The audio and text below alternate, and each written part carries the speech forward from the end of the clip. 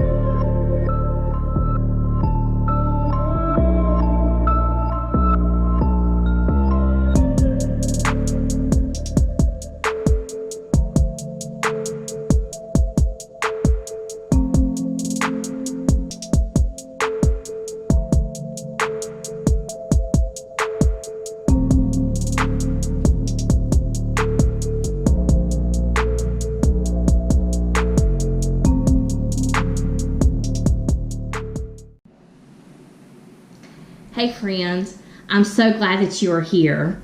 I thought that we would hit the pause button today and I would share with you some practical steps in which to implement your first unique gift. Your first unique gift is your unique lens in which to interpret Scripture. And this is such a powerful lens, and it has really revolutionized my relationship with my Heavenly Father, and I'm going to get to that in just a minute.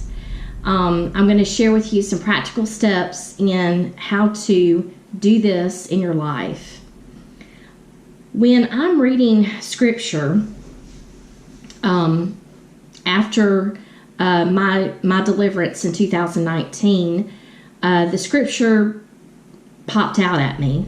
It was alive like it had never been before. And when you're reading Scripture, you really want to try to find the person or persons that you can really relate to in the Bible. And that's exactly what I did. So I was reading Scripture and trying to find people that I could relate to. And why am I doing this? Well, when you can find that person or persons that you can relate to, this really makes your Scripture reading interesting, it becomes alive, and it becomes relatable to you.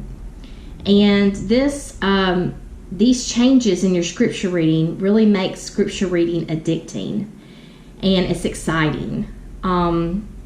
This really deepens your relationship with your Heavenly Father because, how do we hear from God? How do we hear from our Heavenly Father? Through His Word. And when you are excited about reading and seeing things in the page on the printed word that you've never seen before, it really does make your walk with the Lord sweeter and closer than ever before. So, how can you go about doing this? Well, there's a lot of different ways that you can go about, how do you find this person? Where do I start? There's a lot of different ways. You can look at, watch the devotionals, the different class sessions in my other class that I give. It's a devotional, it's Sharpening Your Sword devotional class. And in that class, I highlight, how I teach it is I highlight individuals in the Bible. And I'm sharing snippets of their lives. And I have titles with all of these. I have scripture references with all of them. I have the names of the people in the title. So this will be helpful tools. You can go through those and see if there's something that really pops out to you, that really kind of sparks your curiosity. I want to learn more about this individual. These are, this is a different avenue that you can use. We're never live in an age as today in which information is so accessible. And so I would just really listen, watch as many sermons as possible. And people that are being covered in those sermons, is that sparking a curiosity? Did the preacher say something that really resonated with me, and I really want to learn more about this individual? So you can access sermons from many different places, websites, YouTube, podcasts, television stations, so many different ways. So that's the first practical step. Read to try to find that person that you can relate to. The second step is, once you find that person that you can relate to, then once you read a story, you're going to learn something from that story, but reread it. That's the thing about God's Word. The more you read it, the deeper you get, the more you learn, and you've learned a lot. But you know what? It's like this never-ending vast of knowledge. We keep learning and we keep growing. That's the unique thing about God's Word. And so when you reread that story that you've related to with that particular person, then reread the story from a different perspective. So let me just give you an example. In one of my devotionals I gave in my other class, it was entitled, Daddy, Please Don't Do This. And it was the story of Daniel in the lion's den. I didn't give that devotional based on Daniel's perspective. I did a little twist on it. I looked at it from the perspective of the men who were plotting to bring Daniel down, to have him killed. And I looked at it from their eyes.